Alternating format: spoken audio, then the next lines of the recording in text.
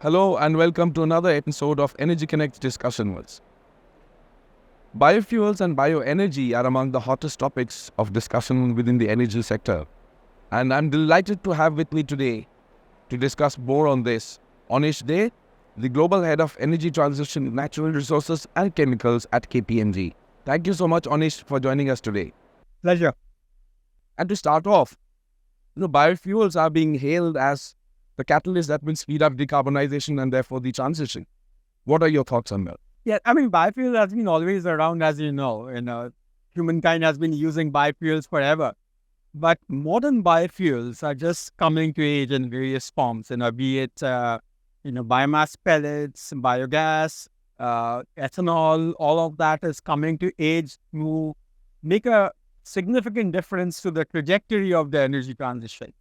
That's something which we are seeing much more recently, and I think it's a developing story, but at least the last 3-4 years, the way it's been progressing, I can see that it will become a key part of the transition let's say over the next decade or so. Within that time frame, how do you see the supply and demand dynamics playing out?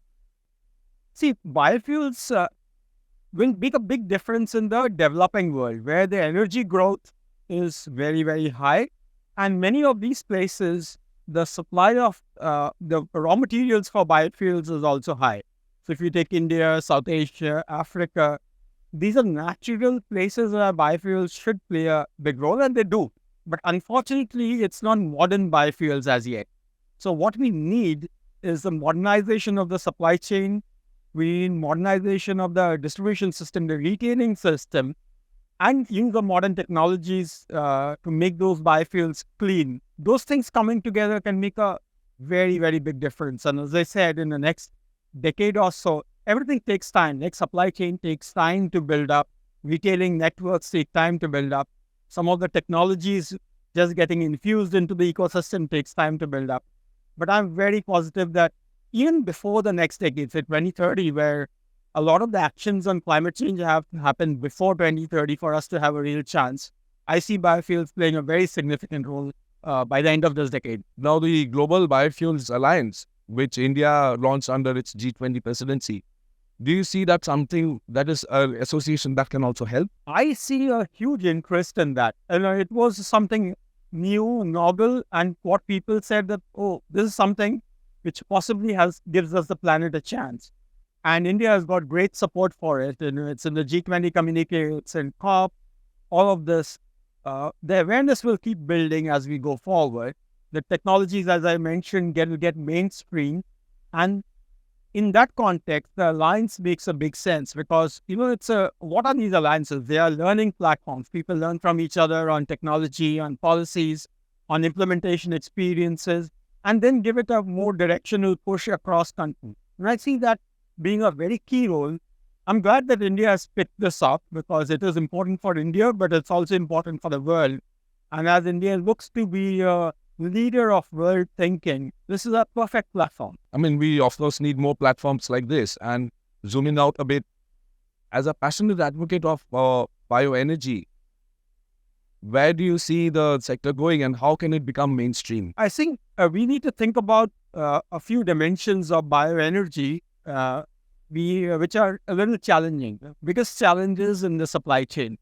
It is something which is disaggregated, it's local, has its own dynamics because biomass, mind you, has many alternate uses. They may not be clean uses, but there are many alternate uses. Okay, so we need to find the ways to get the supply chain, organized. We also need the maximum value addition from the biomass because, today you can use it, as I said, it is used, but it is often used in low value added things.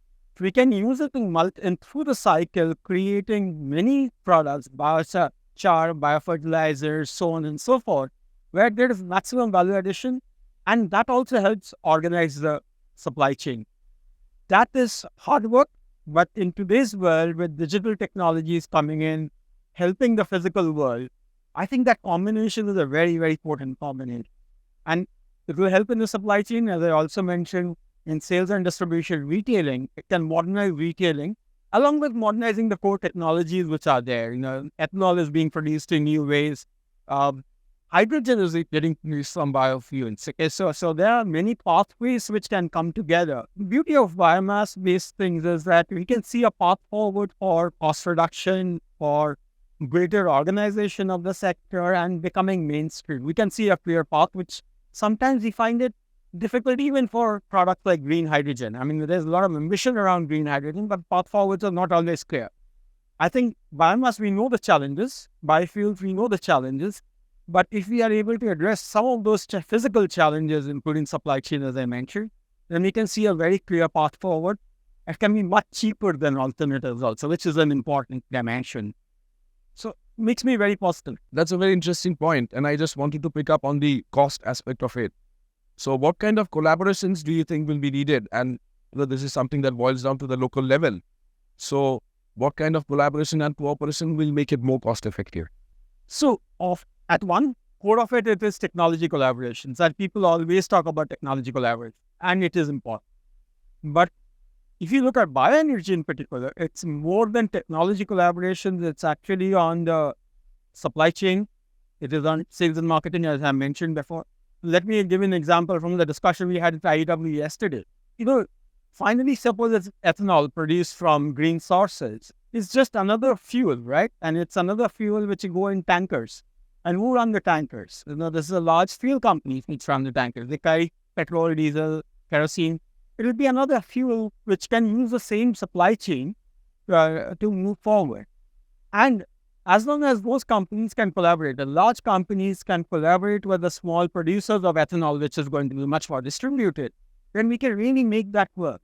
So it is very interesting. It's a combination of old energy with new energy, the traditional large energy players with the new players, and the digital platform which all puts them together. I think it can be really, really transformative.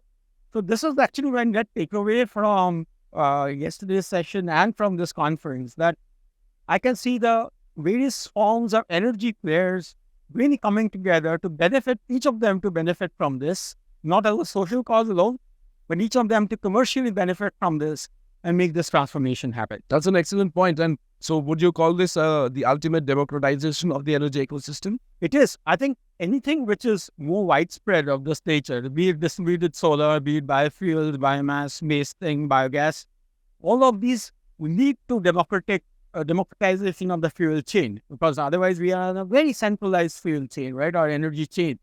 It leads to that. But look at it, how much empowering it is, because then it empowers the person on the ground, the farmer, the household user, everybody. It empowers it tremendously, cuts out a lot of the health hazards, educational challenges, gender issues, just brings it together. So I think this is really, really transformative. And now it's the potential is so huge, so sometimes it makes me pinch whether this is real or not.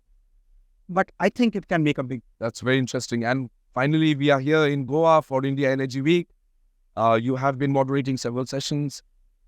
How's the experience like, and what are your takeaways? I think, it is, the India Energy Week is maturing. A lot of the conversations are maturing. This is becoming now a culture. So maybe the excitement of the first time is not there, but the depth of conversations is increasing tremendously. I think India also, you have to understand that the context of India is very important. India is today one of the largest consumers of energy, and because of its own challenges, it's the biggest importer of energy on the margin. So that is a big, big challenge. But it also gives India as a nation, which is now very innovative, inventive, fast-growing, yet with demands, a voice which is never before as a key energy player, as we said. It also has its manufacturing aspirations, and you can see evidence of that everywhere here. So I think it's a changing, it's a very quickly evolving scenario in the context of the largest energy market in the world. So you can't but be excited about this, right? Anish, it's been such a pleasure talking to you, and thank you for joining us at the Energy Connect studio today. Thank you for having me here. Thanks for watching, and you can always get the most comprehensive coverage of the energy industry at energyconnect.com. I will be back with more studio interviews from across the energy sector. Until then, goodbye.